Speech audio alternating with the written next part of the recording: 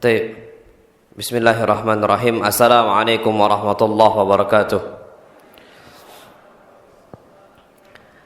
Alhamdulillah wassalatu wassalamu ala Rasulillah. Hayakumullah wa bayyakum wa saddadanillah wa iyyakum alal khairi wal huda mahayyina wa as'aluhu bimannihi wa karamihi ayaj'alani wa iyyakum min ahlil ilmi wal qur'ani tadabbura wa fikha innahu ala kulli syai'in qadir wa bil ijabati jadir.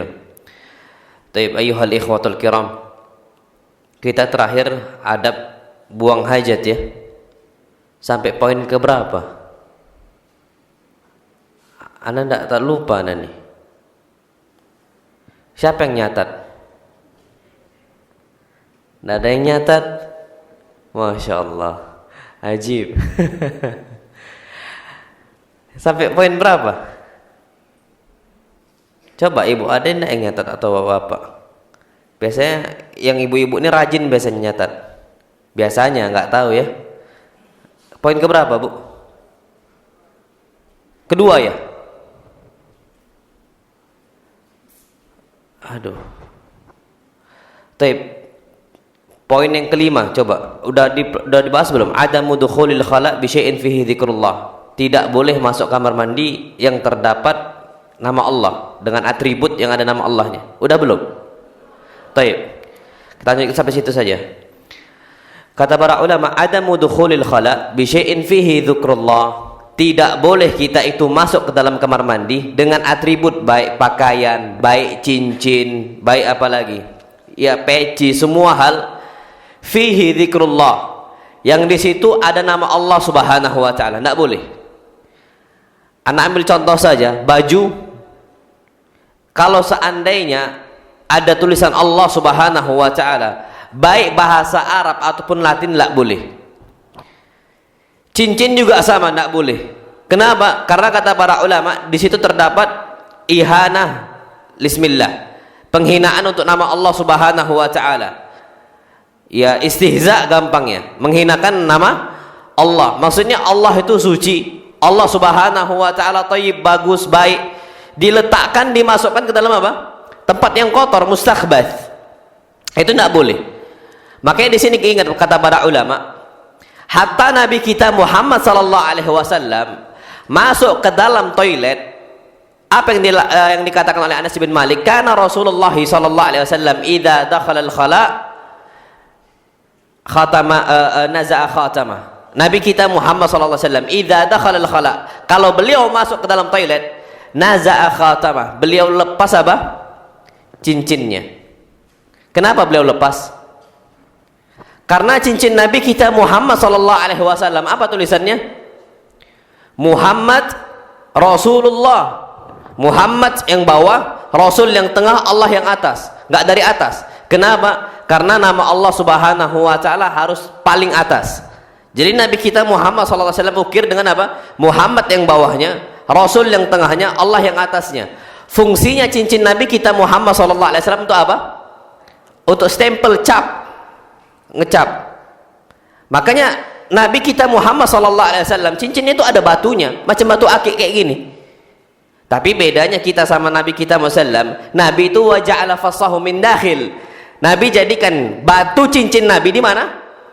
Di dalam. Kalau kita, Masya Allah, di atas. Udah gitu digoyang-goyangin lagi tangannya. Nunjukkan apa? Cincin akik ini kan gitu, Masya Allah. Kalau Nabi kita Muhammad sallallahu alaihi wasallam lah. Tapi memang tujuannya untuk stempel. Nah, di stempel ini itu ada nama Muhammad Rasulullah, ada Allahnya. Nabi nggak mau masuk ke dalam kamar mandi ada apa? Cincin ini. Nah, kita juga sama dengan baju, dengan apa lagi, itu tak boleh ada nama Allah Subhanahu wa taala. Tapi ada yang kasusnya Masya Allah sempat rame dulu. Jadi ada sendal masjid tulisannya bahasa Arab. Yang kanan yamin, yang kiri apa? Yasar atau shimal. Boleh nggak ngukir bahasa Arab untuk sendal? Kita tulis yang kanan yamin, yang kiri apa? Shimal. Sampai rame ini katanya istihza, nama Allah ditulis. Mana ada nama Allah yamin? Mana ada nama Allah shimal ataupun yasar? Nggak ada. Jadi apa kata para ulama? Boleh tidak? Boleh. Yang patokannya itu bukan bahasa Arab atau bukan bahasa Arab, bukan. Tapi ada nggak di situ nama Allah Subhanahu wa Ta'ala? Jilbab semisal, ada nggak nama Allah? Semisal pakai logo, anda nggak tahu itu ada nggak nama Allah? Nah, kalau seandainya ada, maka nggak boleh dipakai. Itu kata para ulama. Baik bahasa Arab ataupun bahasa apa? Latin. Kadang-kadang baju itu ada sekarang itu kaos muslim ya, yang itu dituliskan hadis, yang didesain dengan hadis ataupun dengan Quran untuk mengingatkan kaum muslimin. Boleh nggak dipakai? Boleh. Boleh nggak masuk kamar mandi lihat dulu ada nggak nama Allah ataukah tidak? Tidak ada. Wallahu alam bissawab. Kemudian yang berikutnya, an-nahyu an istiqbalil qiblah wastidbariha. Ketika kencing atau BAB, jangan menghadap ke kiblat ataupun membelakangi kiblat, tidak boleh. Kenapa? Disebutkan dalam hadis yang sahih, Nabi kita Muhammad SAW bersabda, "Idza ataitumul ghaid," kalau kalian itu telah mendatangi toilet, hendak buang hajat, "fala tastaqbilul qiblah," maka jangan menghadap ke kiblat, "wala tastadbiruha," jangan membelakangi apa? Kiblat, tidak boleh. Menghadap tidak boleh, membelakangi juga apa? Tidak boleh. Walakin syarriku au gharribu. Tapi apa kata Nabi? Walakin syarriku au gharribu. Menghadaplah ke timur atau menghadaplah ke barat. Lah kalau kita menghadap ke barat, kemana? Kata Nabi kita SAW, maka hendaklah buang hajat kemana? Walakin syarriku, atau menghadap ke timur, atau menghadap ke apa? Gharribu, menghadap ke barat. Lah, kalau kita menghadap ke barat kemana? Kiblat bukan? Kiblat. Ke timur apa? Membelakangi kiblat. Lah terus gimana? Apa maksudnya? Karena hadis Nabi kita Muhammad SAW, Nabi ucapkan kondisinya Nabi ketika itu di mana? Di mana? Di Madinah.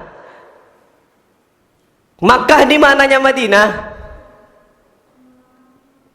Nah, ayo belajar geografi gak kita ini?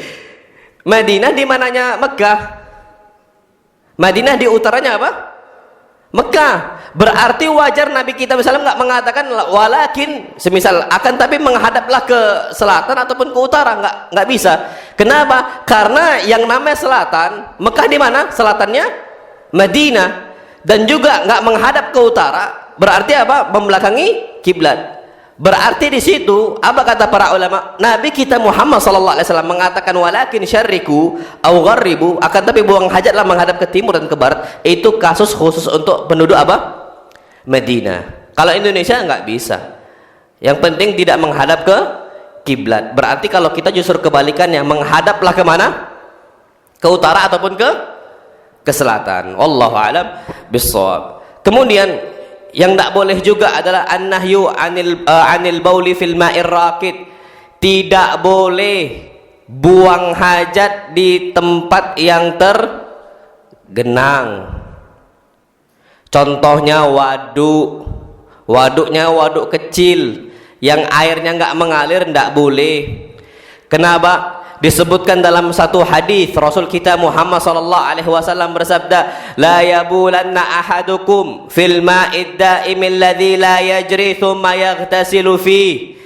Tidak boleh salah seorang kalian kencing di tempat yang tergenang, di air yang tergenang. Udahlah kencing di situ, apa kata Nabi? Nyemplung juga dia, tidak boleh. Hadisnya ana ulangi, la yabulanna ahadukum, tidak boleh salah seorang kalian kencing di air yang apa? Tergenang, tidak boleh, yang nggak mengalir. Habis itu dia mandi di situ, itu tidak boleh. Jadi carilah air yang apa? Yang mengalir.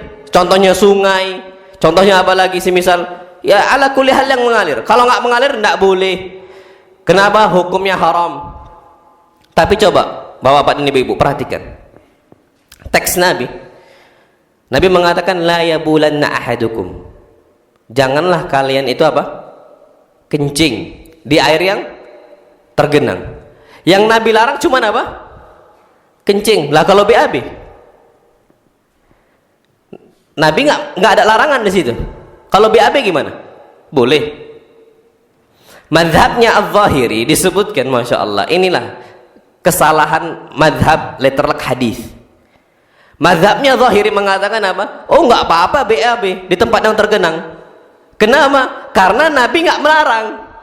Yang Nabi larang cuma apa? Kencing tok gitu loh.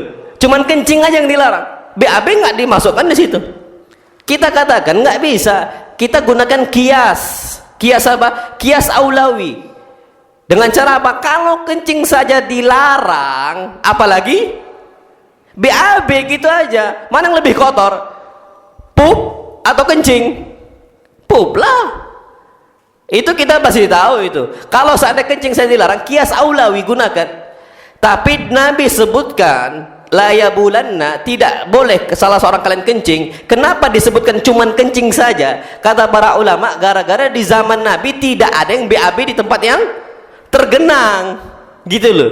Ada orang yang buang hajat di tempat tergenang, tapi apa? Buang air kecil. Ini sama seperti Allah Subhanahu wa taala firmankan, hurrimat 'alaikumul maitatu waddamu walahmul khinzir. Diharamkan bagi kalian al-maitah, bangkai, waddam, darah, wal khinzir, walahmul khinzir, daging babi. Lah lemak babi gimana nggak disebutkan? Lah tulang babi gimana nggak disebutkan? Sedangkan lemak babi kadang-kadang dipakai untuk kosmetik atau untuk apa, untuk apa, untuk apa. Tapi nggak disebutkan sama sekali. Yang Allah sebutkan cuma apa? Lahmul khinzir, daging babi. Apakah yang diharamkan cuma daging babi? Lah, semua babi diharamkan. Tapi kenapa yang dipakai cuma lahmul khinzir yang disebutkan di situ? Karena dulu yang dikonsumsi dari babi cuma apa? Dagingnya saja. Sampai sini ngerti enggak? Nah, itu dia kata para ulama. Jadi Nabi kita Muhammad SAW mengatakan, janganlah salah seorang kencing, kalian itu kencing di tempat yang tergenang, itu masuk buang air kecil ataupun buang air besar. Allahu a'lam bishawab. Kemudian pertanyaannya sekarang, kalau kita renang di kolam renang, tiba-tiba ya rame-rame, kok serasa anget gitu ya? Nah gitu, boleh nggak kencing di situ? Kita rame-rame nih, tiba-tiba ada yang ngerasa anget gitu loh. Semuanya ngerasa anget, pasti ada yang apa? Kencing di situ. Tapi boleh nggak kencing di kolam renang? Boleh enggak? Boleh atau tidak? Ya kita lihat saja hadis Nabi. Apakah kolam renang tergenang ataukah tidak? Sekarang yang ada teknologi kolam renang sekarang ngalir atau enggak ngalir? Ngalir enggak? Setahu ana ngalir. Dan bahkan difilter gitu loh, setahu ana loh ya. Dan bahkan sampai sekarang ana nggak jumpain kolam renang yang nggak ada filternya. Ana nggak jumpain. Hampir rata-rata itu ngalir semua. Bahkan ada air yang masuk gitu, mutar terus dia, difilter, dibersihkan. Kalau kondisi yang ngalir maka boleh. Tapi tetap kolam renang nggak boleh kita apa, buang air besar di situ. Tetap yang boleh cuma apa? Kencing. Kalau kencing hilang dia. Kalau BAB, ya Allah muter-muter situlah. Itu nggak boleh. Tapi kalau buang air kecil, maka apa? Ngalir dia terbuang. Nah, ini kata para ulama. Jadi kalau kencing di kolam renang boleh? Ya boleh, tapi janganlah. Kalau anda yang punya kolam renang situ, anda buat peraturan jangan kencing di apa? Di kolam renang. Naam. Iya kalau cuma satu orang masih enak. Nah, kalau semua orang yang renang di situ mau kencing situ, kan kotor. Maka kata para ulama, walaupun ngalir, naam boleh, tapi usahakan dihindari. Naam, wallahu alam bishawab. Itu kata para ulama. Kemudian yang berikutnya adalah karahiyatu istikhdamil yadil yumna fi qada'il hajah. Jangan sampai kita itu menggunakan tangan kanan ketika buang hajat, baik istinja dan sebagainya. Kenapa? Disebutkan dalam hadis yang sahih, Nabi kita Muhammad sallallahu alaihi wasallam bersabda, la yumsikanna ahadukum dzakarahu bi yaminihi wa huwa yabul. Janganlah salah seorang kalian memegang zakarnya, laki-laki, dengan tangan kanan ketika dia kencing. Jangan. Jadi pegang dengan tangan apa? Kiri. Jangan pula nggak dipegang. Kan gitu. Dengan tangan apa? Kiri. Boleh, wallahi boleh. Tapi tangan apa? Kiri. Tidak boleh tangan kanan. Ini kita harus sampaikan dengan hatta anak-anak kita. Anak-anak kita tuh kadang-kadang nggak tahu hukumnya. Karena kadang-kadang mereka ini bukan kidal. Mereka ini apa? Pengguna tangan kanan. Kalau pengguna tangan kanan, kadang-kadang kalau untuk hal seperti itu mereka gunakan tangan kanan untuk memegang apa? Zakarnya. Maka ini tidak boleh, kata para ulama. Wa huwa yabul, ketika dia kencing, gunakan tangan kiri. Wala yatamassah minal khala' biyaminihi. Dan nggak boleh juga seseorang itu istinja, membersihkan kemaluannya dengan tangan kanannya. Wallahi tidak boleh. Kenapa? Karena di situ tangan kanan untuk hal-hal yang apa? Yang mulia. Tangan kiri untuk hal-hal yang apa? Ya, yang sesuatu hal yang kotor gitu loh. Makanya para ulama membahas, kita sikat gigi pakai tangan kanan atau tangan kiri? Sikat gigi pakai tangan kanan atau tangan kiri? Kok tangan kanan? Sikat gigi kita membersihkan sesuatu nggak di gigi? Iya. Sama saja kita itu apa, membersihkan sesuatu dari anggota tubuh kita, seperti membersihkan apa? Kemaluan. Sama, tidak ada bedanya. Makanya banyak para ulama, wallahi kathir, para ulama mengatakan bahwasanya kita bersiwak, kita sikat gigi pakai tangan apa? Kiri. Karena mau tak mau, kalau kita pun gunakan pasta gigi, itu kadang-kadang kena ke tangan itu. Iya kan? Ima odolnya kena paling tidak, atau apa, itu kan kotor bukan? Kotor. Walaupun dibersihkan tetap, tapi yang utama, yang afdal dengan tangan apa? Kiri. Susah? Coba dulu belajar kita dengan apa? Tangan kiri. Itu sunnahnya dari para ulama. Pakailah siwak, pakailah sikat gigi menggunakan tangan apa? Tangan kiri. Na'am, wallahu a'lam bissawab. Itu disebutkan dalam kitab-kitab fikih para ulama. Wallahu a'lam. Kemudian yang berikutnya, ini untuk laki-laki dan perempuan. Kalau untuk laki-laki, istihbabul baul qa'idan wa jawazuhu qa'iman. Laki-laki itu disunnahkan untuk kencing berdiri atau duduk? Duduk. Mulai sekarang tuh duduk, jongkok maksudnya. Jongkok kita jangan sampai berdiri. Boleh berdiri? Boleh. Tapi yang afdalnya apa? Duduk. Kenapa? Karena disebutkan hadis Nabi kita Muhammad SAW, kebanyakannya Nabi kalau buang hajat, beliau itu tidak berdiri, selalu duduk. Tapi ada kemungkinan berdiri, ada, itu pun jarang sekali. Berarti apa kata para ulama? Sunnahnya kita buang hajat bukan berdiri, tapi apa? Duduk. Disebutkan dalam sebuah hadis yang sahih, Aisyah mengatakan, man haddatsakum anna Rasulullah sallallahu alaihi wasallam bala qa'iman fala tusaddiquh. Kata Aisyah, siapa saja yang menyampaikan kepada kalian bahwasanya Nabi kita Muhammad sallallahu alaihi wasallam kencingnya dalam kondisi berdiri, fala tusaddiquh, jangan percaya. Maka nayabulu illa jalisan, Nabi tidak pernah kencing kecuali apa? Duduk. Wallahi, hatta anak-anak ajarkan kencing itu apa? Duduk. Dan itu lebih menjaga. Dan itu lebih bagus. Dan coba kita kan paham tentang ilmu kesehatan, ilmu kedokteran dan sebagainya. Hampir rata-rata semua mengiyakan gitu loh, bahwasanya kencing afdolnya apa? Duduk. Dan itu sunnah Nabi kita Muhammad SAW. Pernah kejadian Nabi kencing berdiri? Pernah, tapi cuma sekali ketahuan. Disebutkan dari Hudzaifah. Hudzaifah mengatakan, kuntu ma'an Nabi sallallahu alaihi wasallam fantaha ila subatati qaumin. Hudzaifah mengatakan, dulu aku bersama Nabi kita Muhammad sallallahu alaihi wasallam di sebuah tempat pembuangan akhir, TPA. Tempat pembuangan apa? Akhir, sampah-sampah di sana. Fabala qa'iman. Maka Nabi SAW kencing apa? Berdiri. Iyalah wajar. Kenapa kencing berdiri? Karena di bawah sampah semua kotor. Kita mau jongkok aja nggak tahan baunya. Makanya wajar Nabi kencing apa? Berdiri. Wa illa, aslinya semuanya kencing usahakan duduk. Dan itu kenapa kita katakan duduk? Karena hampir rata-rata kalau kita duduk, cipratan kencing itu tidak kemana-mana. Tapi kalau kita berdiri, apalagi nggak gulung celana, nggak gulung pakaian, ini akan seandainya kena dengan pakaian kita dan kita nggak perhatian, kita kena azab. Lah, hadis yang sahih Nabi kita Muhammad SAW mengatakan, fa inna amata adzabil qabr minal baul. Sesungguhnya kebanyakan azab kubur gara-gara apa? Air kencing. Dan itu perlu kita apa? Hati-hati. Yang berikutnya, karahiyatul kalam. dibenci berbicara ketika buang hajat, kencing, mandi, apalagi BAB, apalagi, Masya Allah. Jangan ngobrol.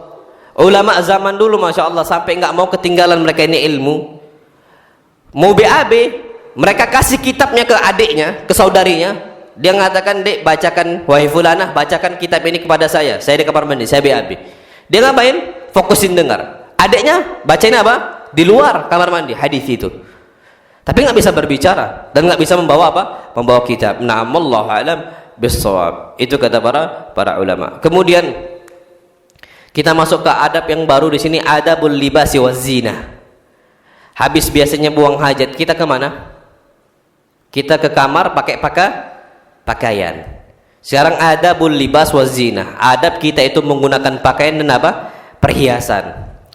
Taib, yang pertama, istihbab lubsil jadid wal jamil wan nadhif minal libas. Disunnahkan pakai pakaian yang baru, kalau bisa baru, wal jamil, dan juga apa? Yang bagus, yang indah, wan nadhif, yang bersih, bukan pakaian-pakaian yang apa? Yang lusuh, kotor, kusut, apalagi dan sebagainya. Lah. Kenapa? Masya Allah. Hatta kata para ulama, pakaian baru yang kita beli ketika Id, boleh nggak beli baju baru di hari Id? Boleh nggak? Setiap Id, Idul Fitr, Idul Adha, beli baju baru boleh nggak?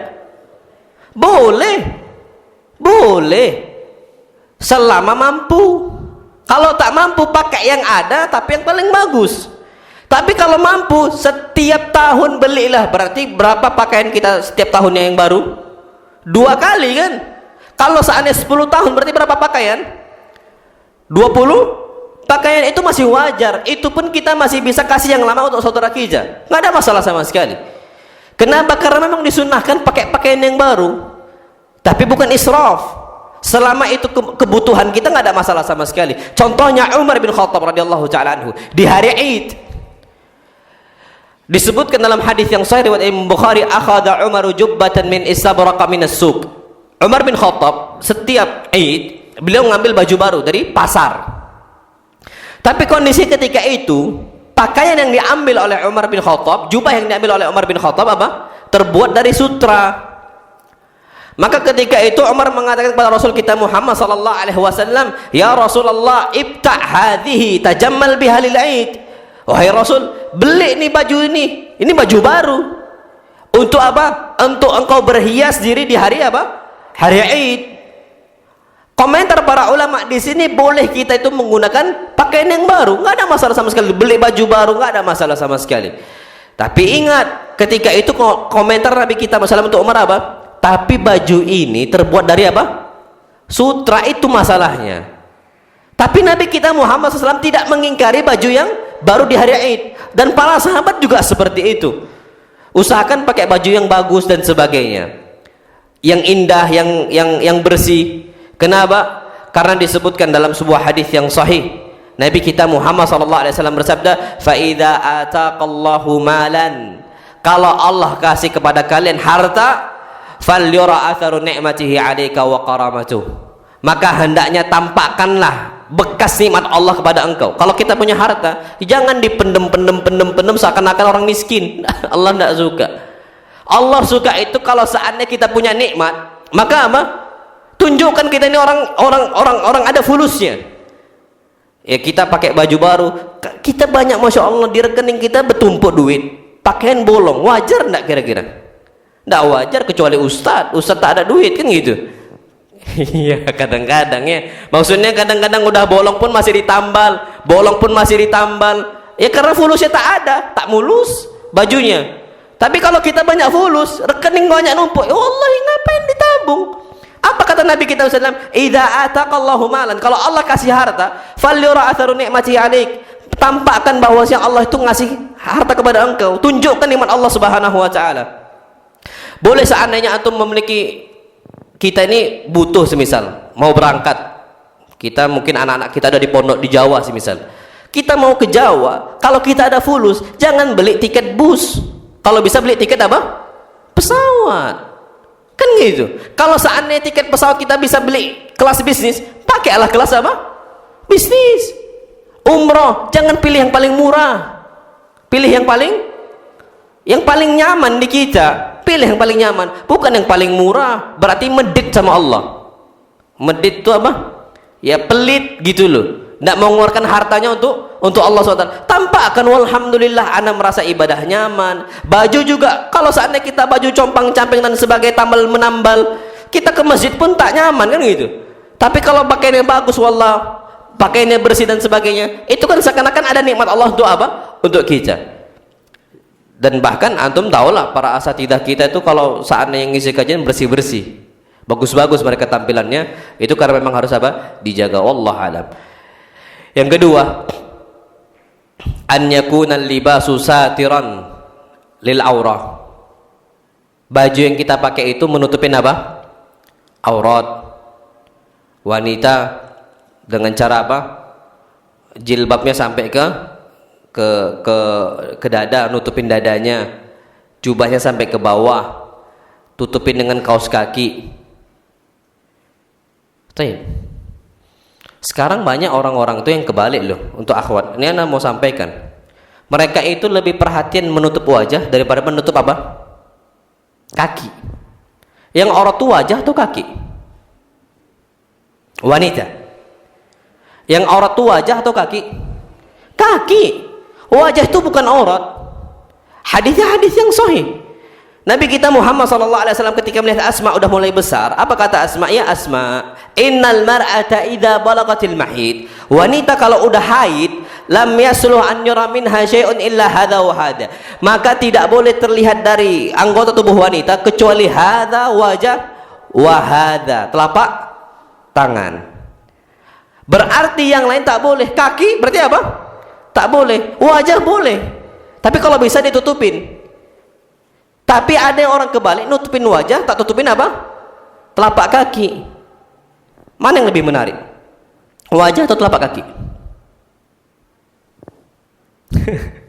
Sekarang anda mau nanya, lah sekarang lebih menarik wajah atau telapak kaki? Kita ini terfitnah dengan fitnah wajah atau fitnah kaki? Hah? Kenapa kok malah yang dijadikan aurat itu kaki? Bu, hikmahnya besar. Ini kata para ulama. Laki-laki itu bisa tahu loh dalaman wanita putih atau enggak putih dari mana? Kakinya. Kalau kakinya itu tumitnya sama mata kaki itu hitamnya itu. Walaupun wajahnya dipoles di apa sampai di dempul 5 cm pun, berarti apa? Hitamnya itu. Kalau apa? Kakinya hitam. Coba kalau nggak percaya. Tapi kalau kakinya itu putih, dari mata kaki itu putih itu, tahu anak? Bukan tahu anak, tahu semua laki-laki. Sahih, laki-laki semua tahu. Jadi wanita mau dempul kayak mana pun, kalau kakinya itu hitam. Betul nggak Bu? Betul. Ini hikmah kata para ulama. Makanya kenapa kaki itu aurat? Cuma lihat aja dari kaki. Oh putih dia di dalamnya. Semua apa? Putih. Berarti bukan manipulasi gitu loh. Udah tahu yakin putih. Percuma wajah putih itu kalau pakai dempul, kapan nyampe rumah diusap, dibasuh dengan air, hilang lagi dia, hitam lagi. Habis serang terbitlah apa? Gelap. Kan gitu. Itu terjadi kan. Makanya kenapa wanita-wanita itu diperintahkan nutupin apa? Kaki. Nah, Allah alam. Itu jadi kata para ulama seperti itu. Nah, jadi kalau kita belum nikah, kalau mau tahu akhwat ini memang betul-betul putih atau enggak putih, lihat kakinya. Kalau lagi nazar ya. Kalau lagi nazar, boleh. Selama anggota tubuh itu boleh. Anggota wudu afwan. Wajah boleh, telapak tangan boleh, kaki juga boleh. Singkap sikit aja. Mau lihat. Waduh, hitam tak jadi. Kan gitu. Tapi Masya Allah putih, ambil kan gitu. Kayak itu masing-masing tergantung kriterianya. Ada orang suka hitam, ada orang suka putih, ada orang nggak, aduh putih, udahlah nggak mau nah. Ada oh Masya Allah putih, anak senang. Nah itu makanya kenapa apa istilahnya laki-laki itu tidak boleh melihat kakinya apa wanita. Gara-gara itu kunci itu. Kalau ketahuan kuncinya, ketahuan semuanya. Kan gitu. Nah, wallahu alam bissawab. Baik, yang berikutnya yang perlu kita ketahui adalah alla yakunal libasu libasa syuhrah. Laki-laki ataupun wanita tidak boleh menggunakan pakaian syuhrah. Pakaian syuhrah ini pakaian yang memecingkan mata, yang bukan adat kita. Ini disebutkan oleh Nabi kita Muhammad sallallahu alaihi wasallam, man labisa thawba syuhratin fid dunya albasahullahu thawba madallatin yaumal qiyamah. Siapa saja yang menggunakan pakaian syuhrah, pakaian yang bisa memecingkan mata, ini pakaian mana ini, kan gitu.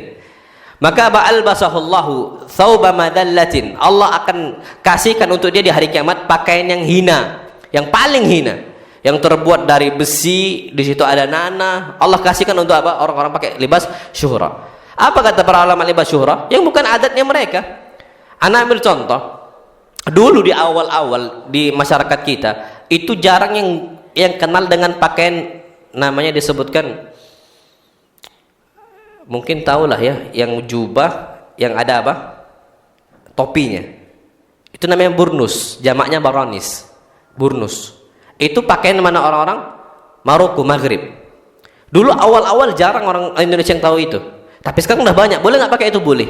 Tapi kalau dulu awal-awal nggak boleh.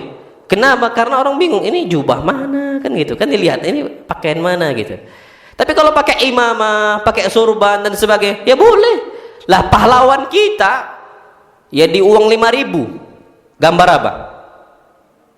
Uang 5.000. Gambar pahlawan siapa? Pahlawan siapa? Pakai enggak itu sorban? Pakai.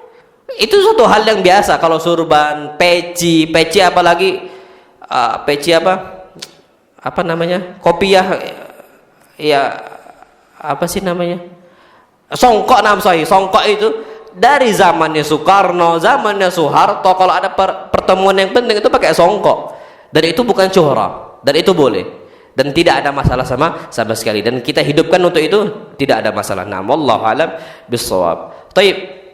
Kemudian yang berikutnya adalah alla yalbasa ar-rajul adz-dzahab wal harir illa li darurah. Tidak boleh laki-laki itu menggunakan emas, cincin terbuat dari apa? Emas. Emas itu khusus untuk apa? Wanita saja. Kalau laki-laki tidak boleh. Kenapa? Wallahu alam. Disebutkan karena Nabi sallallahu alaihi wasallam pernah marah, pernah murka. Sampai disebutkan Nabi itu saking marahnya, ada sahabat Nabi kita Muhammad SAW pakai cincin terbuat dari apa? Emas. Apa kata sahabat yang lain? Fa akhadha Nabi sallallahu alaihi wasallam, Nabi langsung ambil, dipaksa dilepas. Nabi lepas itu. Tsumma tarahahu Rasulullah sallallahu alaihi wasallam, langsung Nabi campakkan, Nabi banting cincinnya. Yang dibanting cincin emas atau cincin besi? Emas. Dibanting tak berharga di hadapan Nabi sallallahu alaihi wasallam. Apa kata beliau sallallahu alaihi wasallam?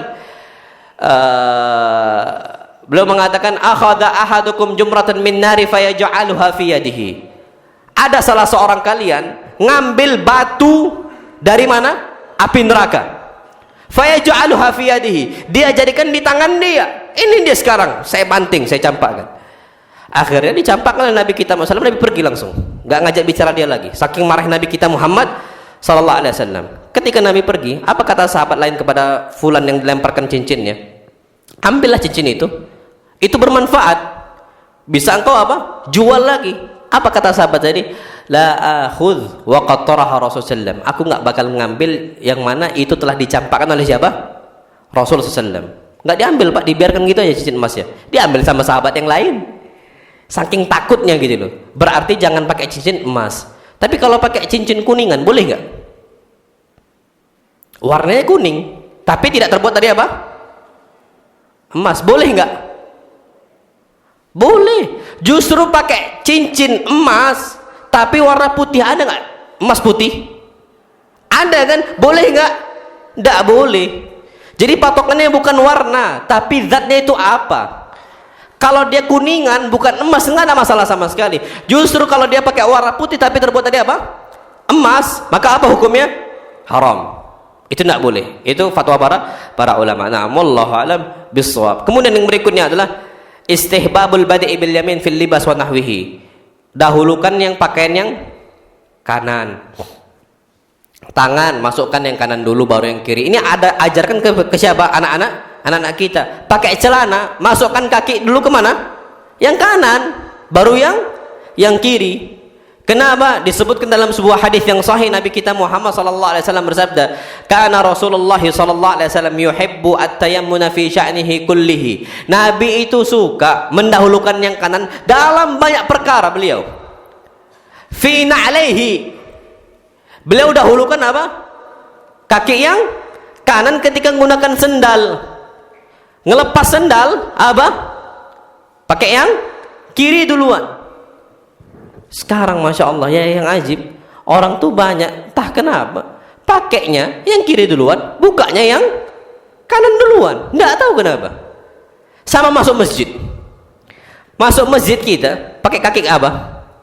Kanan, keluar kaki kiri. Tapi lihatlah nanti, kalau nggak percaya zuhur cek, antum cek, tungguin aja di masjid, banyak orang masuk masjid dengan kaki apa? Kiri, keluar pakai kaki apa? Kanan. Itu banyak, nggak percaya cek lah, hitung antum. Itu kenapa? Syaitan udah godain apa? Manusia, dan itu bahaya. Wa tarajjulihi, sisir juga kalau bisa yang bagian kanan dulu, bukan belah kanan, bukan, tapi yang bagian kanan. Antum mau ke belakang, mau belah tengah, mau belah apa lagi, belah samping, yang penting disisir apa? Kanan dahulu. Wa tuhurihi, dan juga bersuci dahulukan yang kanan. Jadi hatta untuk ibu-ibunya, hatta untuk laki-lakinya, kita tuh nyisir dari yang apa? Yang kanan. Biasakan kanan dulu kita sisir, baru bebas, terserah. Itu kata para ulama. Naam, wallahu alam bissawab. Tapi kalau untuk laki-laki sebenarnya yang afdal harus pakai apa? Penutup kepala. Naam, sahih. Karena memang rambut laki-laki itu fitnah sebenarnya. Fitnah. Banyak wanita-wanita tergoda gara-gara apa? Laki-laki rambutnya apa? Bagus, Masya Allah, klimis rambutnya, kan gitu. Itu banyak tergoda. Makanya kata Nabi kita SAW, pernah di zaman Umar bin Khattab, ada laki-laki itu gantengnya Masya Allah. Saking gantengnya, Umar memerintahkan itu apa? Dibotak. Hatta yakuna asla, sampai botak itu botak licin, kena matahari mantul. Botak licin, asla. Ternyata masih juga ganteng. Akhirnya apa kata Umar bin Khattab? Liyal basal imamah. Ini orang harus pakai imamah, harus pakai apa? Surban. Biar ngurangin apa? Kegantengan dia. Pakai surban tambah ganteng. Tambah ganteng. Bingunglah Umar bin Khattab. Akhirnya apa yang terjadi? Umar langsung asingkan. Tidak boleh di kota Madinah. Nah, jadi bukan berarti anak pakai surban gara-gara ganteng, bukan. Enggak, karena apa? Mengikuti sunnah Nabi kita Muhammad sallallahu alaihi wasallam. Kalau anak enggak ganteng, tarafnya masih jauh, kan gitu. Cuman Nabi kita Muhammad pakai apa? Pakai imamah. Selalu pakai imamah, dan ini sunnah Nabi kita Muhammad sallallahu alaihi wasallam. Dan hatta Nabi kita Muhammad pakaikan Hasan dan Husain apa? Imamah. Beliau jadikan ekornya itu ada yang di depan dan ada yang di belakang. Itu apa? Nabi kita Muhammad sallallahu alaihi wasallam. Jadi pakaikan imamah anak-anak kita. Paling pun nggak pakai imamah, pakai peci. Tapi kalau bekerja peraturannya tidak boleh, ya udah nggak usah. Tapi kalau ke masjid, kebutuhan sehari-hari yang lain, pakailah peci. Nah, wallahu a'lam bishawab. Kemudian yang berikutnya, menggunakan pakaian baru tapi harus berdoa. Apa doanya? Doa pakai pakaian apa? Doa pakai pakaian? La haula wala quwwata illa billah. Coba siapa yang tahu? Bapak ibu-ibu, satu aja. Nggak ada yang doa ini. Malu-malu gitu, suara lebah yang ada, tawon gitu. Ada satu hadis. Kalau antum malu, jangan malu. Ada satu hadis. Anu kalau nggak salah udah sampaikan. Nabi kita Muhammad SAW pernah bertanya tentang satu pohon yang daunnya nggak pernah jatuh dan dia itu rindang, bisa orang berteduh di situ. Pohon apa? Nggak ada yang mau jawab, karena nggak ada yang tahu. Tapi Ibnu Umar tahu. Pohon itu daunnya nggak pernah jatuh. Tahu Ibnu Umar. Tapi malu jawabnya. Pohon apa? Kurma, nakhlah. Tapi malu Ibnu Umar. Aduh, jawab nggak ya? Jawab nggak ya? Apa kata Umar? Bapaknya ngomong, aku sesalkan sampai sekarang engkau nggak menjawab pertanyaan Rasul, paling engkau bisa jawab. Itu penyesalan jawab bapak bapaknya Umar bin Khattab, dan Ibnu Umar juga menyesal. Jadi kalau seandainya anak tanya apa doa pakai pakaian, jangan malu-malu. Apa jawabannya? Berarti memang nggak tahu niat berarti ini. Bukan karena malu-malu. Naam, taib, nggak apa-apa. Naam. Sekarang kita ingat, Allah Subhanahu Wa Taala mengajarkan kita juga, Nabi kita Muhammad untuk doa. Doa ini bermanfaat untuk kita. Pakai pakaian itu bukan rutinitas, ibadah. Pakai pakaian apa? Bukan rutinitas, tapi ibadah. Makan juga sama, bukan rutinitas. Makan 3 kali sehari bukan rutinitas muslim, bukan, tapi ibadah seorang muslim. Lah kok bisa? Naam, dengan kita makan dan pakai pakaian diampunkan dosa-dosa kita. Apa hadisnya? Hadis yang sahih Nabi kita Muhammad SAW masalah pakaian. Barang siapa yang menggunakan pakaian, memakai sebuah pakaian, thumma qal, kemudian dia mengucapkan alhamdulillahilladzi kasani hadza thawba wa razaqanihi min ghairi haulin minni wala quwwah. Barang siapa yang menggunakan pakaian dan dia berdoa setelahnya, segala puji bagi Allah Subhanahu wa taala, alladzi kasani hadza thawba, yang telah memakaikan saya pakaian ini, wa razaqanihi, dan ngasih rezeki kepada saya pakaian ini, min ghairi haulin minni wala quwwah, tanpa ada kekuatan dari saya dan tanpa ada daya dari saya. Maksudnya kita nggak mampu apa-apa, Allah yang pakaikan itu, Allah yang ngasih pakaian tersebut. Apa kata Nabi kita Muhammad SAW? Ghufira lahu ma taqaddama min dzambih. Dosa dia yang lalu akan diampunkan. Masya Allah. Ghufira lahu ma taqaddama min dzambih, itu kayak pahala apa? Pahala apa? Pahala apa? Hadis diampunkan dosa-dosa yang lalu. Pahala apa? Puasa-puasa apa? Ramadan. Puasa yang paling afdal puasa apa? Ramadan. Ternyata pahalanya sama dengan pakai pakaian, tapi syaratnya apa? Berdoa alhamdulillahilladzi kasani hadza thawba razaqanihi min ghairi haulin minni wala quwwah. Lah, yang makan juga sama. Makan nih bukan rutinitas kita. 3 kali sehari makan bukan rutinitas kita, tapi apa? Ibadah kita 3 kali sehari. Kenapa? Hadis Nabi, man akala ta'aman, siapa saja yang sudah makan sebuah makanan, apa saja bentuknya, baik nasi, baik apalagi cuman rendang atau mie dan sebagainya, terserah. Yang penting apa? Makan sebuah makanan. Kemudian dia mengucapkan alhamdulillahilladzi at'amani hadza wa razaqanihi min ghairi haulin minni wala quwwah. Segala puji bagi Allah Subhanahu wa taala yang telah memberikan saya makanan ini dan ngasih rezeki saya seperti ini tanpa ada kekuatan dari saya. Apa kata Nabi kita Muhammad SAW? Ghufira lahu ma taqaddama min dzambi, akan dihapuskan dosa-dosa dia yang lalu. Berarti besar gak pahalanya? Besar. Makanya kenapa kita ini mungkin dosanya banyak gak dihapuskan dan sebagainya? Karena gak ngamalkan sunnah-sunnah Nabi seperti ini. Usahakan apa diamalkan. Na'am, wallahu alam bissawab. Taib. Insyaallah Subhanahu wa taala pada pertemuan berikutnya kita akan membahas adabut thoriq, adab berjalan. Karena biasa pakai pakaian berangkat ke kantor, berangkat ke kebun, berangkat apa. Nah, ini ada adabnya. Anak kasih pembukaan sedikit karena sampai sekarang ini adab orang berjalan tuh nggak lagi dijaga. Apalagi ibu-ibunya, masya Allah. Di pasar itu yang nguasain jalanan siapa? Ibu-ibu. Mas, minggir mas. Padahal kalau di zaman Nabi SAW, ibu-ibu itu yang minggir. Sampai apa kata Nabi kita Muhammad SAW? Ya ma'syaran nisa'il khair, wahai wanita-wanita yang baik, istakhirna, minggir kalian. Yang nguasain jalan siapa? Laki-laki. Sampai apa kata para sahabat Nabi kita SAW? Wanita-wanita di zaman Nabi pakaiannya itu terseret dengan dinding-dinding yang ada. Minggir. Malu mereka. Sekarang masya Allah wanita-wanita rajanya apa? Pasaran. Sampai yang bapak-bapaknya minggir semua. Nah, inilah yang musibahnya. Yang ke pasar itu ibu-ibu. Harusnya siapa? Bapak-bapak. Harusnya yang ke pasar siapa? Bapak-bapak. Bukan siapa? Ibu-ibu. Dan ini kebiasaan ulama salaf zaman dahulu. Yang nguasain pasar tuh Umar bin Khattab, Abdurrahman ibn Auf. Laki-laki semua. Wanita-wanita di rumah tinggal beres saja ada. Tapi masalahnya ya sekarang kayak macam mana lah. Daun singkong nggak tahu yang mana, jahe kunyit nggak tahu, kan gitu. Sayur-sayur apa, mau yang kangkung mau yang bayam juga nggak tahu, letaknya pun tak tahu. Kalau kayak gitu gimana? Ya udah, kalau anak nggak bawa istri anak ke pasar, nggak mau. Anak secara ghirah ya, Secara ghirah tuh anak tuh cemburu, kecuali anak bawa juga dia ke pasar. Ya betul sentuh sama laki-laki lain, enggak bisa. Maka apa? Anak suruh istri anak beli, kan ada ummahat, ibu-ibu lah ya, yang dia itu bawa bisa ke rumah, jadi bisa ngantar dari pasar dia belanja bawa ke rumah. Anak pilih itu. Kalau anak bawa istri berangkat ke pasar sendirian, anak nggak bisa. Di jiwa anak itu ada ghirah. Gimana istri kita jalan nabrak sama orang? Apa kalau anak jujur secara pribadi nggak bisa. Anak pun jalan bersama istri anak, kalau saat dia tersentuh kayak gitu, ada ghirah, kecemburuan. Nah kita laki-laki harus ada. Makanya yang ke pasar sebenarnya siapa?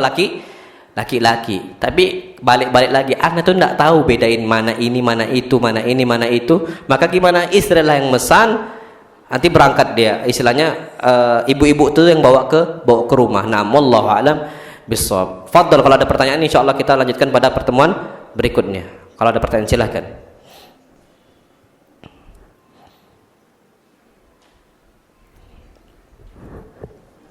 Nah, fadhal, akhi.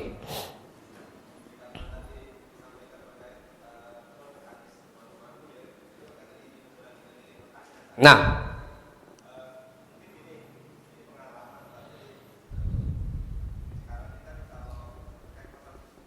nah,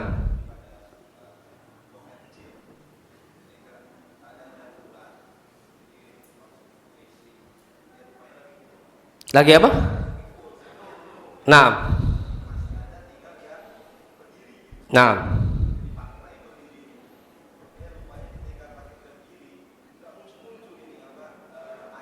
iya, iya,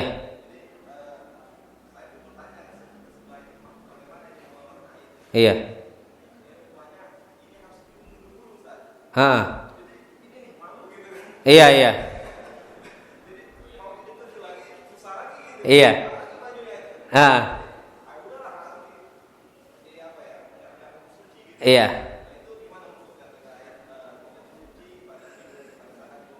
nah,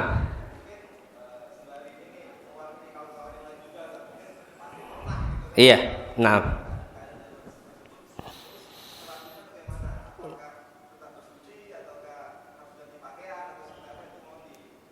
nah, taib. Kalau udah kondisi seperti itu, itulah makanya kita jangan memilih tempat kencing yang salah. Udah kita sampaikan kemarin, jangan sekali-kali lagi kita kencing tempat berdiri, tempat yang terbuka kan gitu. Sampai kawan tuh bisa lihat, apalagi tadi suruh mundur. Wallahi kelihatan kan gitu. Mungkin nggak kelihatan kan. Maka kalau kondisi seperti itu ingat, jangan pilih toilet yang seperti itu. Anda udah sampaikan pada pertemuan yang lalu.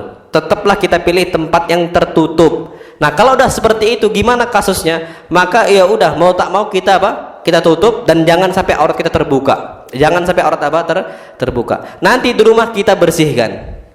Kalau seandainya kita nggak bersihkan, kena azab. Apa azabnya? Nabi kita Muhammad sallallahu alaihi wasallam bersabda, Ibnu Abbas bercerita, marran nabiyyu sallallahu alaihi wasallam biqabrain. Nabi melewatin dua apa? Kuburan. Faqala innahuma la yu'adzabani wa ma yu'adzabani fi kabir. Ini dua kuburan sedang apa? Diazab. Keduanya diazab bukan karena hal yang berat, tapi karena hal yang sepele, mudah aslinya. Apa kata Nabi kita Muhammad SAW? Amma ahaduhuma fakana la yastatir minal baul. Yang salah satunya itu tidak membersihkan apa? Air kencingnya, nggak isinya dengan cara yang benar, maka kena apa? Kena azab. Maka kalau kondisi seperti itu ya udah, kita jangan sampai nampakkan aurat kita tutup dan sebagainya. Nah, sampai rumah kita ganti semuanya. Wajib diganti, na'am wajib. Kalau nggak diganti kita kena apa? Azab seperti itu. Pun kalau nggak diganti kita cuci. Kita pakai lagi. Ya wallah alam, kalau masih basah ya jangan. Tapi kalau udah dijemur kering ya silahkan, fadhal. Itu kata para ulama. Jadi usahakan wajib diganti. Kenapa? Karena nggak bakal sah yang terkena air kencing kalau digunakan untuk sholat, untuk ibadah-ibadah yang lain. Kenapa? Allah berfirman, wa thiyabaka fatahhir, pakaian engkau sucikanlah. Ini kata Allah Subhanahu wa taala dalam surat Al-Muddatsir. Na'am, wallahu alam bishawab. Jadi dosa-dosa besar, na'am dosa besar, itu kata para ulama. Allah alam. Fadhal, yang silakan. Fadhal. Jangan malu-malu. Nah, fadhal.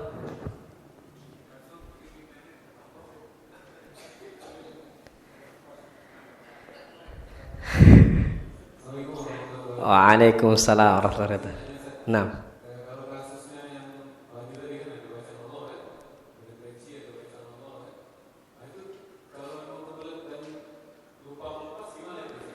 kalau kebelet, kata para ulama, wallahu alam dibalik. Jadi baju ada Allahnya, dibalik kaosnya, yang penting tertutup apa? Allahnya. Naam, sahih, balik dulu. Buka kaosnya dibalik, peci juga dibalik. Kenapa? Karena termasuk kata Syekh bin Bas di sini, orang kebelet kencing bawa apa? Mushaf. Karena memang seorang muslim, hatta para santri itu di mana-mana pakai apa? Mushaf, bawa kemana-mana. Al-Quran itu dibawa kemana-mana, mau ke sana, ada mushaf di kantong dia. Tapi kadang-kadang kebelet kencing, naruh mushaf di kamar mandi, naruh bawah kan nggak mungkin, kan kotor dan sebagainya. Maka apa kata Syekh bin Bas? Masukkan ke kantong, pastikan dia nggak terbuka. Kalau udah masuk kantong, tertutup dia nih, boleh masuk. Itu kalau seandainya darurat, kebelet. Kita ke terminal, nggak tahu, semisal, masya Allah takutnya hilang. Kalau taruh di luar, maka apa, masukkan saja, ya udah selesai. Tapi hampir rata-rata kalau diletakkan di luar, di terminal, nggak bakal hilang nih Al-Quran. Tapi kalau HP hilang, berarti lebih berharga mana, Quran atau HP? Iya, zaman sekarang udah orang nggak perhatiin lagi dengan Al-Quran. Tapi kalau santri semua dipegang Al-Quran. Maka kata para ulama, kalau kondisi seperti itu dibalik, peci dibalik, kaos dibalik, juga Quran dimasukkan, yang penting nggak terbuka. Itu kata para ulama solusinya. Naam, nggak ada masalah sama sekali. Karena kenapa? Karena udah dibalik. Tapi kalau ada yang mengatakan, lah kalau dibalik kan tetap ada itu Allahnya dalam Al-Quran. Maksudnya tulisan Allahnya dalam apa? Dalam kamar mandi tetap ada, walaupun dibalik. Jawabannya yang penting tidak nampak. Apa dalilnya? Nabi kita Muhammad SAW bawa nggak Al-Quran dalam kamar mandi? Ada. Di mana? Di memori beliau, di otak beliau. Sanuqri'uka fala tansa illa masya Allah. Kami bacakan kepada engkau Al-Quran, engkau nggak bakal lupa. Nabi itu 30 juz di sini kepalanya. Thaib, Nabi masuk nggak kamar mandi? Masuk. Kalau seandainya nggak boleh, Nabi nggak bakal ke kamar mandi. Tapi Nabi masuk. Berarti membuktikan bahwa saya yang penting tersimpan dulu. Tersimpan dan jangan ditampakkan. Itu dia. Nah, wallahu alam bissawab. Fadhal yang lain silahkan. Nah, fadhal. Waalaikumsalam warahmatullahi wabarakatuh. Masalah apa? Nah.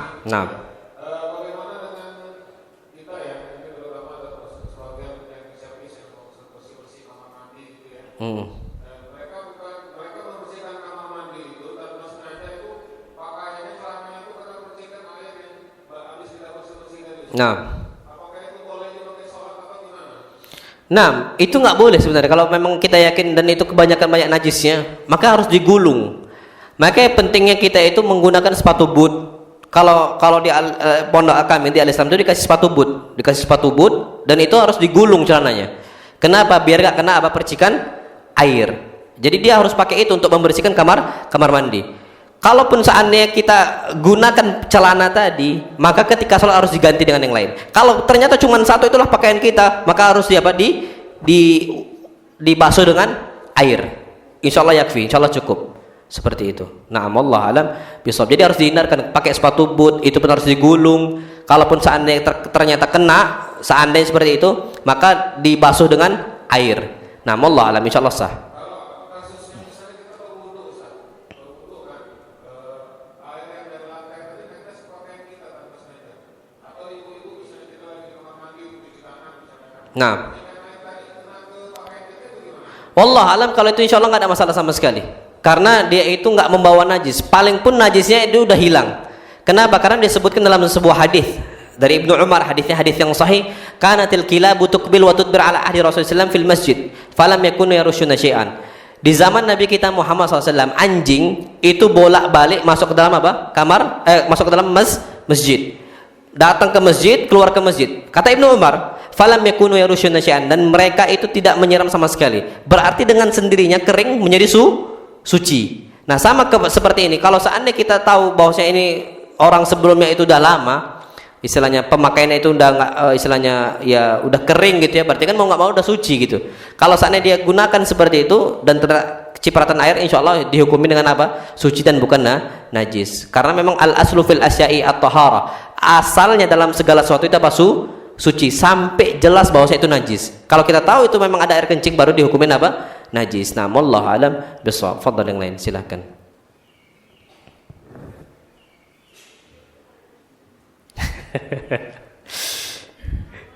Masya Allah.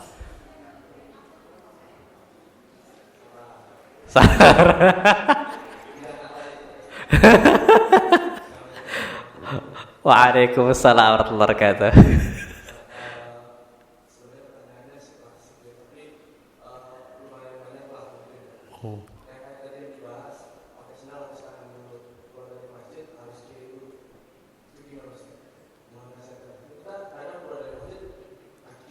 Iya. Iya, Nah, taib. Ini yang perlu kita ketahui bahwasanya itu kebiasaan yang kadang-kadang yang udah menjadi kecil akhirnya terbawa terus dan susah dirubah. Makanya dari sekarang kita itu masukkan dalam memori kita bahwasanya memakai sendal harus dari yang apa? Kanan. Masuk masjid yang kanan, keluar masjid yang kiri, lepas sendal yang kiri. Itu masukkan dalam memori kita. Kenapa? Karena kalau udah menjadi kebiasaan susah. Apa kata para ulama? Man ta'awwada 'ala syai'in shara ahla. Barang siapa yang terbiasa untuk melakukan sesuatu, maka dia akan jadi ahlinya. Kalau udah jadi ahli susah merubah sikap itu, susah.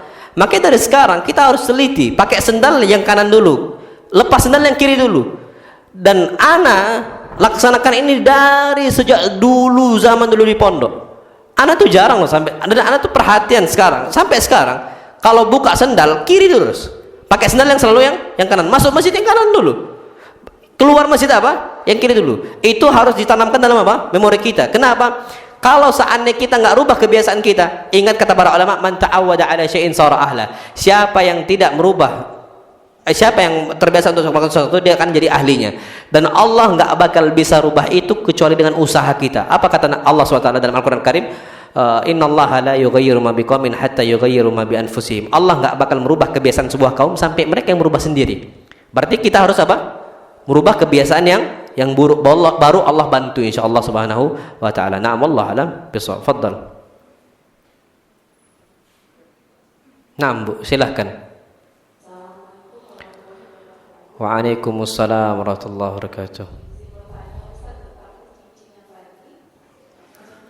Cincin batu akik bukan ya?